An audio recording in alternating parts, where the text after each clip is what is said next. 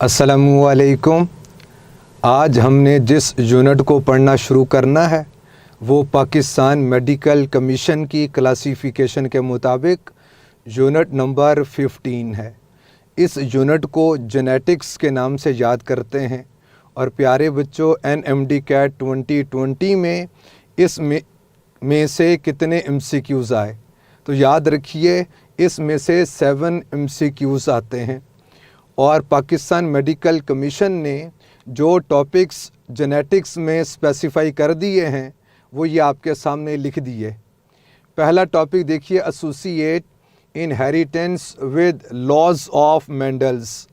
यानी सबसे पहले हम लॉज ऑफ मेंडल को अंडरस्टैंड करेंगे, उसके बाद gene linkage and crossing over, फिर sex linkage, inheritance of sex linked traits, फिर इसमें जो स्पेसिफिकेशन है वो इनहेरिटेंस ऑफ हीमोफीलिया का जिक्र करेंगे। तो आइए आज पहला टॉपिक जो जेनेटिक्स में पाकिस्तान मेडिकल कमीशन ने स्पेसिफाई किया उसका एक पार्ट पढ़ेंगे, यानी मेंडल्स लॉज में से फर्स्ट लॉ ऑफ सेग्रीगेशन। आज हम इसकी बात करेंगे। आप बता दीजिए व्हाट इज़ सेग्रीगेशन। हम कहते सेपरेशन को कहते, किस चीज़ की सेपरेशन ये कुछ देर में आपको मालूम हो जाएगी। प्यारे बच्चों, मेंडल साहब आपको याद आते हैं, इन्हें फादर ऑफ जेनेटिक्स कहते। क्यों? अगर आप इनकी एक्सपेरिमेंटेशन देखिए, इनकी क्रिएटिविटी देखिए, इनकी ऑब्जर्वेशन, इनकी अजम्पशंस को देखिए जो इन्होंने हेरिडिटी के हवाले से की है, तो आपको मानना पड़ेगा कि मेंडल साहब फादर ऑफ जेनेटिक्स हैं। मेंडल साहब की जो भी वर्किंग है वो पाइसम सेटिवम यानी पी प्लांट पर है। आपसे पूछना इन्होंने पी प्लांट को क्यों सिलेक्ट किया, तो बहुत सारी बातें थीं। इनका जो मोनेस्टरी गार्डन था, मॉन्क्स होने की वजह से जो इनको एक गार्डन मिला था उसमें पी की ग्रोथ अच्छी होती थी, पहली बात तो ये है। और प्यारे बच्चों, फिर ये शॉर्ट जनरेशन कंटेनिंग प्लांट है, तकरीबन 4 मंथ्स में इसकी जनरेशन कंप्लीट हो जाएगी। फिर प्यारे बच्चों, इसके हवाले से बात कीजिए तो ये सेल्फ पोलिनेटिंग है, सेल्फ फर्टिलाइजेशन होती है। तो ये भी मेंडल साहब को आसानी रही कि किसका पोलन ग्रेन किसके एग को जाके फर्टिलाइज़ कर रहा है, मेंडल साहब के सामने मौजूद है कि सेल्फ फर्टिलाइजेशन होती है। आप देखिए, अगर क्रॉस फर्टिलाइजेशन होती तो किसी का पोलन ग्रेन किसी के एग को आके फर्टिलाइज़ करता, तो प्यारे बच्चों पहले तो ये मुश्किल होती कि ये पोलन ग्रेन किस प्लांट का था, उसकी जेनेटिक्स के ऊपर, उसकी इनहेरिटेंस पे स्टडी होती। तो मेंडल साहब को ये सहूलत रही कि पाइसम सेटिवम यानी पी प्लांट की बात कीजिए तो ये सेल्फ फर्टिलाइजिंग प्लांट है। लेकिन मेंडल साहब चाहें तो क्रॉस फर्टिलाइजेशन भी हो सकती है, वो मेंडल साहब खुद करवाएंगे।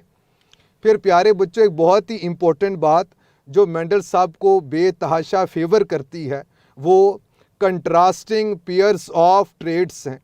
मेंडल साहब ने 7 कंट्रास्टिंग पेयर्स ऑफ ट्रेड्स पे स्टडी किया। यानी अगर आप सीड शेप के हवाले से बात कीजिए, या तो राउंड है या रिंकल है, कोई तीसरी फॉर्म नहीं आती है, तो प्यारे बच्चों इसी को तो contrasting pair of a trait कहते। फिर ऐसे ही पोड शेप की बात कीजिए, या तो वो इन्फ्लेटेड होती है या कॉन्स्ट्रिक्टेड होती है। प्लांट हाइट की बात कीजिए, या तो टॉल है या शॉर्ट है। इसी तरह से मेंडल साहब ने 7 कंट्रास्टिंग पेयर्स ऑफ ट्रेड्स पे स्टडी किया, और ये मेंडल साहब की खुशकिस्मती कि ये contrasting pair of a trait थे।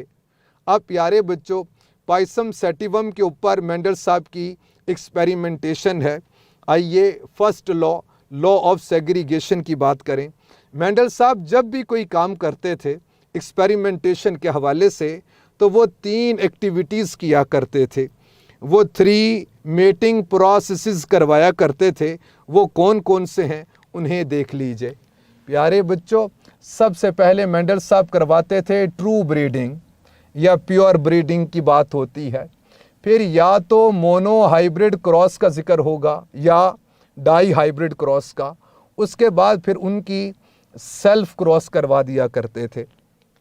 फिर सुन लीजिए कौन कौन से, हम कहते सबसे पहले ट्रू ब्रीडिंग करवाते थे, और इसी को हम लोग बोलते हैं क्या, प्योर ब्रीडिंग।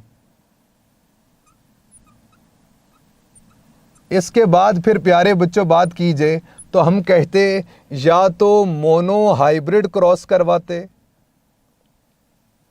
और बहुत सारे मोनो हाइब्रिड क्रॉस करवाए उन्होंने, या करवाते थे डाई हाइब्रिड क्रॉस।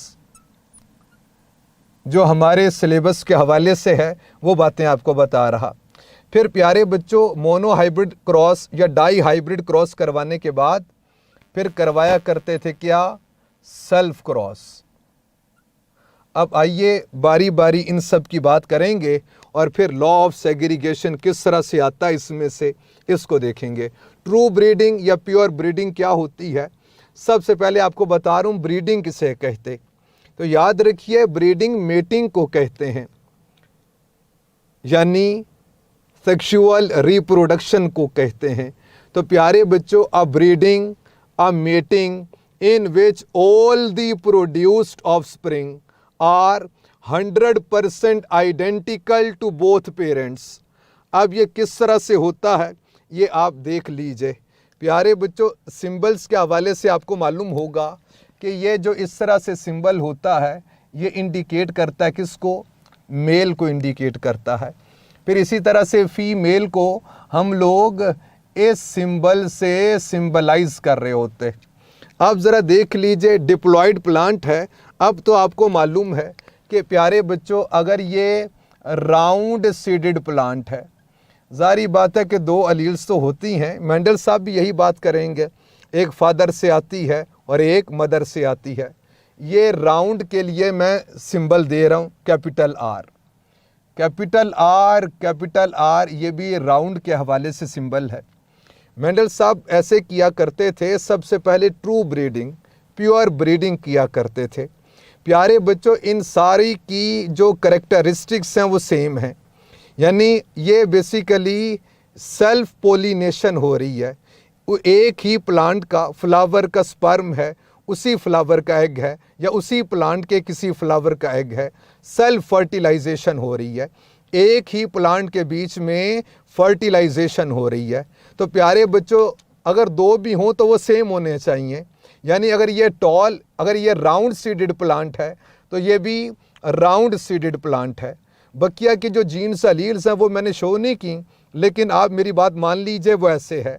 अगर ये टॉल है तो ये भी टॉल है, इसकी पोड इन्फ्लेटेड, इसकी पोड इन्फ्लेटेड, इसकी पोड कलर ग्रीन है तो इसकी पोड कलर ग्रीन है। अगर ये टॉल प्लांट है तो ये भी टॉल प्लांट है, इसका फ्लावर कलर पर्पल तो इसका फ्लावर कलर पर्पल, यानी सारी बातें एक सी हैं। तो सबसे पहले क्या करेंगे, सबसे पहले गमीट्स की फॉर्मेशन करेंगे। आप बताइए यहाँ पर कितनी टाइप्स के गमीट्स बनेंगे।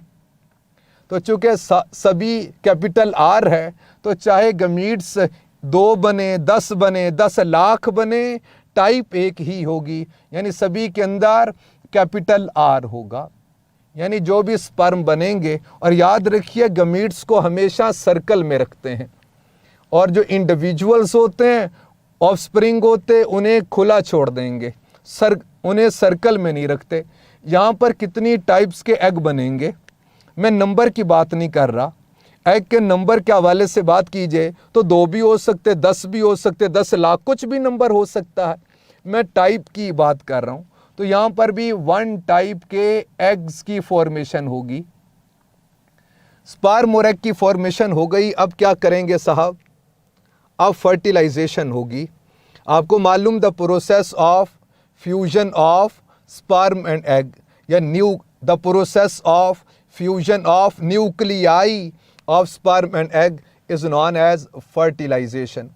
प्यारे बच्चों फर्टिलाइजेशन होती है, और ये जो भी ऑफस्प्रिंग आता है आप देखिए ये राउंड सीडेड आएगा। तो आप देखिए ये भी round seeded, round seeded, round seeded. अगर ये ऑफस्प्रिंग टॉल है तो इनके पेरेंट्स भी टॉल हैं। अगर इसका फ्लावर कलर पर्पल तो इनका भी फ्लावर कलर पर्पल है, ये टॉल है, टॉल टॉल, पोड इसकी इन्फ्लेटेड है तो इनकी पोड्स भी इन्फ्लेटेड है। तो इसी को तो ट्रू ब्रीडिंग कहते, प्योर ब्रीडिंग कहते। क्या होती है? हम कहते it is a type of mating, it is a type of sexual reproduction in which all the produced offspring are 100% identical to both parents. तो such breeding, such mating is known as true breeding, या आप pure breeding बोल दीजिए। फिर इसके बाद फिर प्यारे बच्चों एक और फॉर्म देख लीजिए। आप बताइए ज़रा कि ये आपके सर मेल को का सिंबल है कि ये फीमेल का? तो ये मेल का सिंबल है। फिर इसके बिल्कुल साथ में ही ये आपके सर ने फीमेल का सिंबल बना दिया। प्यारे बच्चों यहाँ पर देखिए, ये स्मॉल आर लिख दिया, यहाँ पर भी स्मॉल आर लिख दिया। यानी इसका मतलब ये है कि ये रिंकल सीडेड है तो ये भी कैसा है? रिंकल सीडेड है। सारी बातें एक सी हैं, यानी रिंकल सीडेड है तो ये भी रिंकल सीडेड है। ये टॉल है तो ये भी टॉल है। इसकी पोड इन्फ्लेटेड, इसकी पोड इन्फ्लेटेड, इसकी पोड कलर ग्रीन है, इसकी पोड कलर ग्रीन है। इसकी सीड शेप रिंकल है, इसकी सीड शेप रिंकल है। इसका सीड कलर येलो है, इसका सीड कलर येलो है। टॉल है, ये भी टॉल है। फिर प्यारे बच्चों बात कीजिए, फ्लावर कलर पर्पल तो पर्पल, यानी सारी बातें सेम हैं, यानी ये सेल्फ पोलिनेशन हो रही। अब यूँ समझिए प्यारे बच्चों, सबसे पहले क्या करेंगे? गमीट्स की फॉर्मेशन करेंगे। आप बताइए यहाँ पर कितनी टाइप्स के गमीट बनेंगे? तो हम कहते हैं 1 टाइप के गमीट्स की यानी स्पर्म की फॉर्मेशन होगी। फिर यहाँ पर बताइए कितनी टाइप के एग्स की फॉर्मेशन होगी? 1 टाइप के एग्स बनेंगे। आपने देखा कि ये जो गमीट्स होते हैं इनको सर्कल में रखते और इंडिविजुअल्स को खुला छोड़ देंगे, यानी सर्कल में नहीं रखेंगे। अब गमीट्स फॉर्मेशन हो गई तो फिर क्या होगा? Fertilization, the process of fusion of nuclei of sperm and egg is known as fertilization. आप देखिए ये रिंकल सीडेड ऑफस्प्रिंग है तो इनके पेरेंट्स भी रिंकल सीडेड थे। ये टॉल है तो ये भी टॉल हैं। इसकी पोड इन्फ्लेटेड, इनकी पोड इन्फ्लेटेड। इनकी पोड कलर ग्रीन है तो इनकी पोड कलर ग्रीन है। इसका फ्लावर कलर पर्पल तो इसका फ्लावर कलर पर्पल। तो इसी को तो ट्रू ब्रीडिंग कहते, प्योर ब्रीडिंग कहते। हम कहते it is a type of mating, यानी a type of mating in which all the produced offspring are 100% identical to both parents. तो such breeding, such mating is known as true breeding और pure breeding. Mendel साहब ऐसे ही जो 7 trades थे उन्होंने true breed varieties हासिल कर ली। प्यारे बच्चों उसके बाद फिर मेंडल साहब क्या करते थे? या तो मोनो हाइब्रिड क्रॉस करेंगे या डाई हाइब्रिड क्रॉस। तो आज हम मोनो हाइब्रिड क्रॉस की बात करेंगे। अब ये क्या होता है? अब ये जो 2 प्लांट्स आपके सामने आ गए, मैं इनके बीच में क्रॉस कर रहा हूँ। क्रॉस करने का मतलब क्या है? सेक्सुअल रिप्रोडक्शन है, इसका मतलब मेटिंग है। तो प्यारे बच्चों हम लोग बोलते हैं mating between 2 such parents who differ in 1 trait only. तो such breeding, such mating is known as monohybrid cross. आप देखिए सिर्फ एक ट्रेट के हवाले से, यानी सीड शेप, इसके हवाले से फ़र्क है। यानी ये राउंड है तो ये रिंकल है, बकिया सारी बातें एक सी हैं। ये टॉल है, ये भी टॉल है। इसकी पोड इन्फ्लेटेड, इसकी पोड इन्फ्लेटेड। इसकी पोड कलर ग्रीन है, इसकी पोड कलर ग्रीन है। ये टॉल है, ये भी टॉल है। सारी बातें सेम हैं, सिर्फ एक ट्रेट के हवाले से फ़र्क है। वो क्या? वो सीड शेप है कि ये राउंड है तो ये रिंकल सीडेड है। तो हम कहते हैं cross between 2 such parents who differ in 1 trait only. तो such a cross, such mating is known as monohybrid cross and offspring of such a cross is known as monohybrids। चूँकि वो एक बात के हवाले से हाइब्रिड होंगे, डुअल होंगे। प्यारे बच्चों सबसे पहले क्या करेंगे? गमीट्स की फॉर्मेशन करेंगे। आप बताइए यहाँ पर कितने टाइप्स के गमीट की फॉर्मेशन होगी? हम कहते गमीट्स 2 बने, 10 बने, 10 लाख बने, टाइप एक ही होगी, यानी कैपिटल R। सारे स्पर्म में, सारे गमीट्स में एक टाइप की इन्फॉर्मेशन है। यहाँ पर जितने भी एग्स बने वही बात है पुरानी सी कि 2 बने, 10 बने, 10 लाख बने, टाइप एक ही होगी बेटे, स्मॉल r इसमें है। फिर प्यारे बच्चों इन दोनों के बीच में जब ये फर्टिलाइजेशन होगी, अब एक दफ़ा आप बता दीजिए what is fertilization? The process of fusion of nuclei of sperm and egg is known as fertilization. इसे फर्टिलाइजेशन इसीलिए बोलते हैं कि आगे जो ऑफस्प्रिंग वो फर्टाइल बनता है, यानी स्पर्म और एग के मिलने से जाइगोट बनता है, जाइगोट फर्टाइल है, इससे कंप्लीट ऑर्गेनिज्म बनता है। प्यारे बच्चों अब कुछ बातें सुनिए, हमने मेंडल साहब को फॉलो करना है। मेंडल साहब मोनो हाइब्रिड क्रॉस के जो पेरेंट्स थे उन्हें बोलते थे P1। P1 बोलिए तो क्या? हम कहते फर्स्ट पेरेंटल जनरेशन। और P1 से जो ऑफस्प्रिंग आते हैं, जो बेबीज आते हैं, उन्हें वो कहते हैं क्या? F1, यानी first filial generation. Filial offspring को कहते हैं, बेबीज़ को कहते हैं। तो बेबीज़ की ये जो पहली जनरेशन, तो P1 के जो ऑफस्प्रिंग हैं उन्हें क्या कहेंगे? F1, first filial generation. F1 के अंदर मेंडल साहब ने ये देखा कि जो भी प्लांट्स आ रहे हैं वो राउंड सीडेड प्लांट आ रहे हैं। मेंडल साहब के लिए ये बात हैरानी की थी कि भाई अब तो राउंड और रिंकल के मिलने से, राउंड रिंकल शायद दोनों आते, मेंडल साहब ये एक्सपेक्ट कर रहे थे, लेकिन आ गया कौन? राउंड। मेंडल साहब समझे कि जब राउंड और रिंकल ये मिले तो शायद रिंकल की फ्यूजन हो गई। प्यारे बच्चों फ्यूजन होती है कि नहीं? फ्यूजन किया है। हम कहते हैं फ्यूजन ऐसी मिक्सिंग को कहते हैं कि कंपोनेंट्स अपनी आइडेंटिटी को खो दें, अपनी पहचान को खो दें। जैसे प्यारे बच्चों अगर मैं आपको एक गिलास मिल्क का दूं और एक आपको मैंगो दूं और मैं आपसे कहूं कि सर के लिए मैंगो शेक बना कर लेकर आओ, तो जारी बात है जब वो आप शेक बना लोगे, आप मेरे पास लेकर आ गए और मैं आपसे कह दूं कि बेटे इसमें से मैंगो को मैंगो की सूरत में अलग करना है, मिल्क को मिल्क की सूरत में अलग करना है, तो क्या हो पाएगा? नहीं, ऐसे तो नहीं हो पाएगा। इसी को फ्यूजन कहते, यानी फ्यूजन ऐसी मिक्सिंग होती है कि उसमें कंपोनेंट्स अपनी आइडेंटिटी खो देंगे। यानी अब मैंगो मैंगो नहीं रहा, मिल्क मिल्क नहीं रहा, बल्कि मैंगो शेक हो गया, ये अपनी आइडेंटिटी को खो दिया। ऐसी मिक्सिंग को हम लोग फ्यूजन कहते हैं। तो यहाँ पर जो कैपिटल R स्मॉल r इस तरह से राउंड रिंकल के बीच में जब क्रॉस होता है तो सिर्फ राउंड आता है, तो क्या रिंकल वाले ने अपनी आइडेंटिटी को खो दिया? क्या फ्यूजन हुई है? इस बात को चेक करने की खातिर फिर मेंडल साहब कहते हैं जी सेल्फ क्रॉस। सेल्फ क्रॉस का मतलब ये है कि ये जो प्लांट आया है इसका इसी के साथ क्रॉस कर देंगे, यानी इसी प्लांट का स्पर्म होगा, इसी प्लांट का एग होगा, यानी सेल्फ पोलिनेशन होगी, सेल्फ फर्टिलाइजेशन होगी। बेटे ये जो F1 आए हैं, ये जो फर्स्ट फीलियल जनरेशन आई है, बड़ी होकर ये क्या बनेगी? ये भी तो पेरेंट्स बनेंगे ना। तो आप बताइए इन्हें फिर हम क्या बोलेंगे? अब इनका इसी के साथ क्रॉस हो रहा है, तो ये जो फीलियल बेबीज़ आए हैं बड़े होकर ये क्या बनेंगे?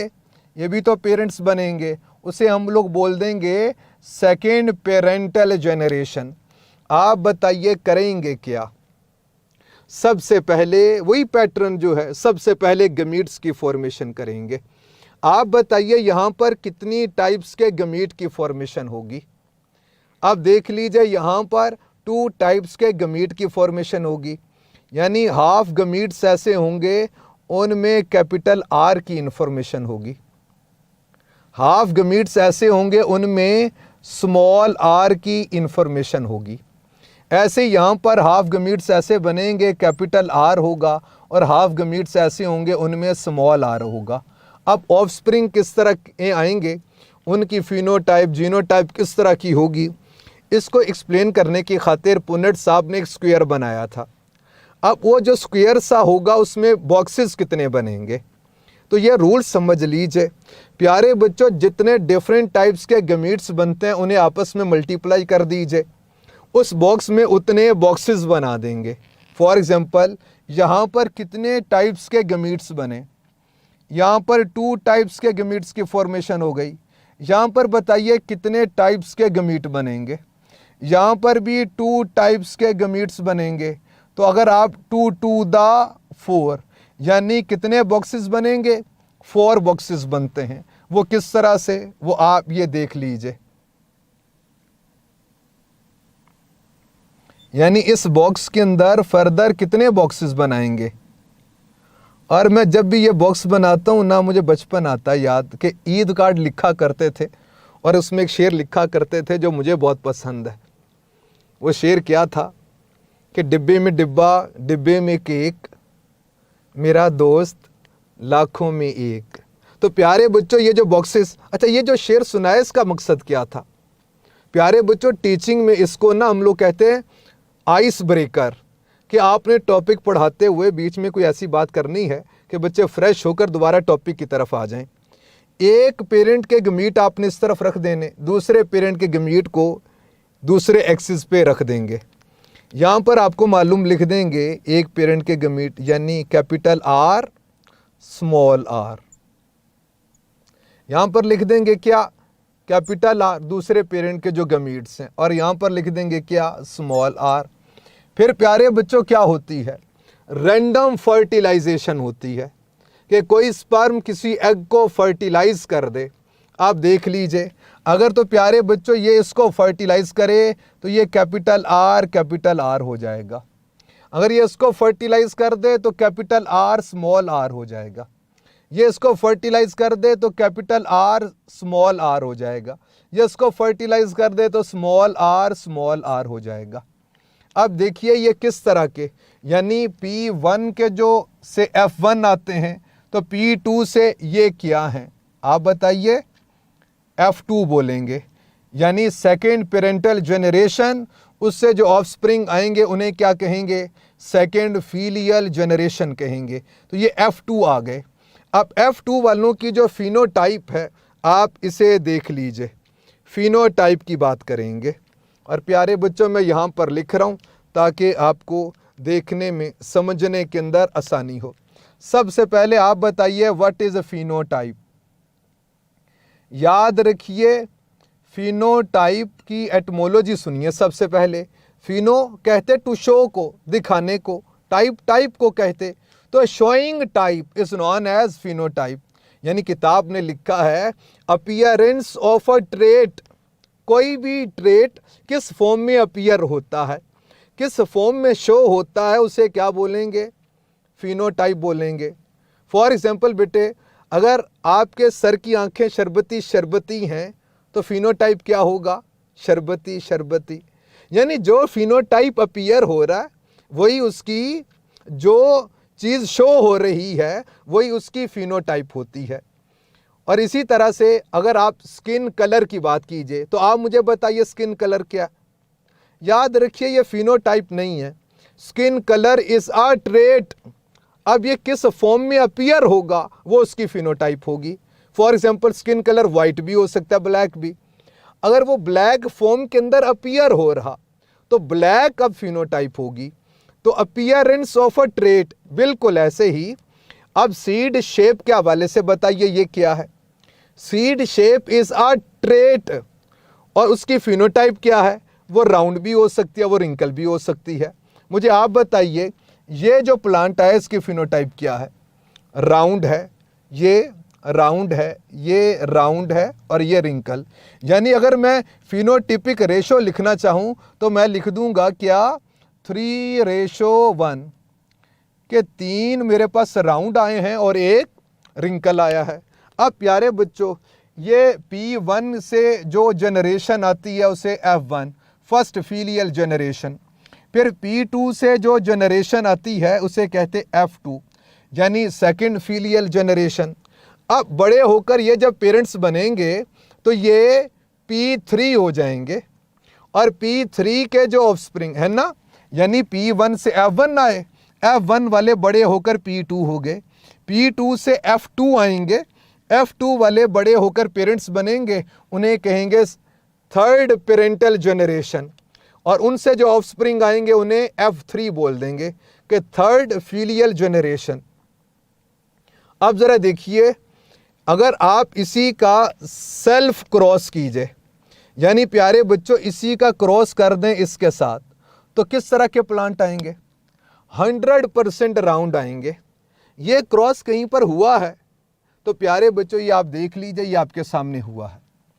फिर प्यारे बच्चों आप इसका क्रॉस इसी के साथ कीजिए, सेल्फ क्रॉस, तो किस तरह के प्लांट आएंगे?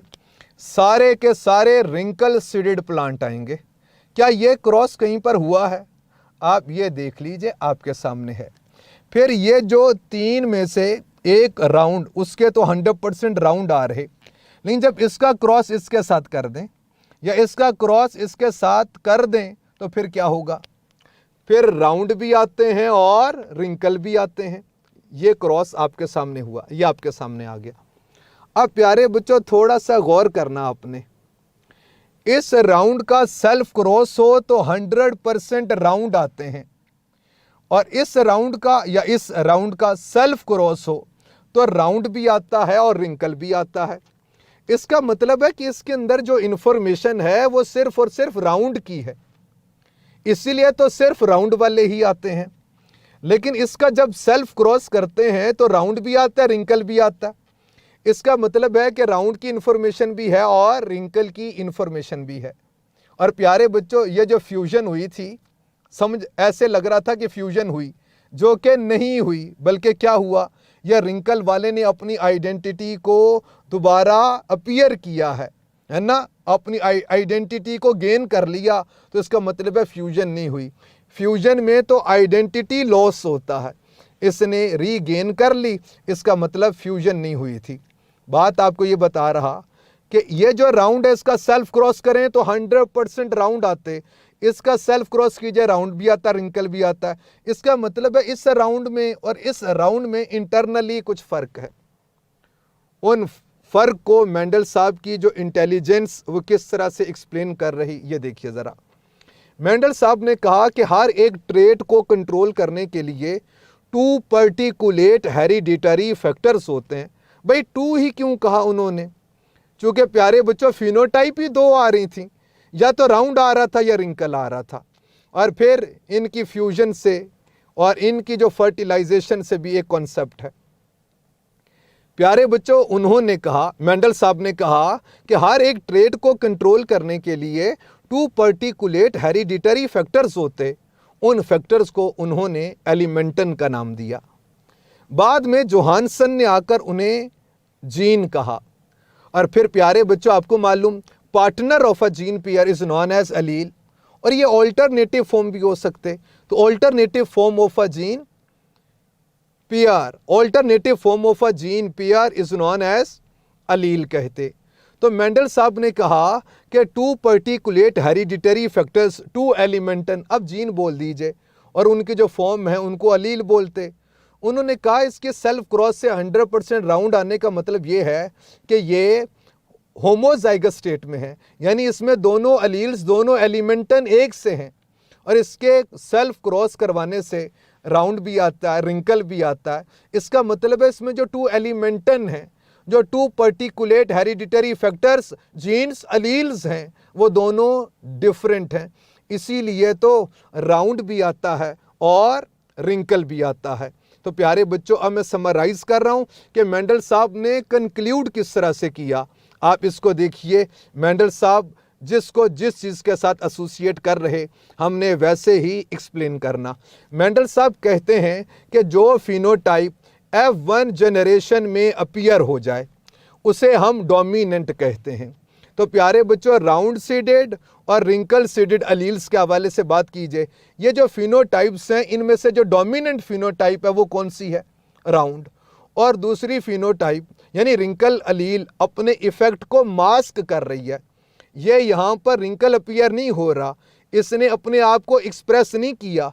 तो F1 में जो अपने आप को 100% एक्सप्रेस कर दे, मेंडल साहब उसे डोमिनेंट कहते, और जो 100% अपने इफेक्ट को मास्क कर ले, मेंडल साहब उसे रिसेसिव बोलते। तो राउंड और रिंकल के हवाले से बात कीजिए तो राउंड को डोमिनेंट कहेंगे और रिंकल को रिसेसिव कहेंगे। अब प्यारे बच्चों, अगर इसमें इसके सेल्फ क्रॉस करने से 100% राउंड, दोनों एलिमेंट दोनों अलील सेम हैं, तो मेंडल साहब कहा करते थे if two alleles for one trait are same then such individual is known as homozygote and this condition is known as homozygous condition। ये हम जीन्स की बेस पे बता रहे, पहले तो आपने शोइंग टाइप की बेस पे बताई फिनोटाइप। अब जब हम जीन्स के हवाले से बताएंगे, अलील्स के हवाले से बताएंगे, तो इस टाइप को हम लोग बोलते हैं क्या? जीनोटाइप बोलते हैं। प्यारे बच्चों आप देखिए, if both alleles for one trait are same, then such individual is known as homozygote and this condition is known as homozygous condition। और ये homozygous dominant form है। यहाँ पर भी देखिए small r, if both alleles are same for one trait, then such individual is known as homozygote, this condition is known as homozygous condition। अब ये homozygous recessive state है। यहाँ पर देखिए ये जो हेट्रोजाइगस स्टेट में, यानी हम कहते if both allele for one trait are different then such individual is known as heterozygote and this condition is known as heterozygous condition.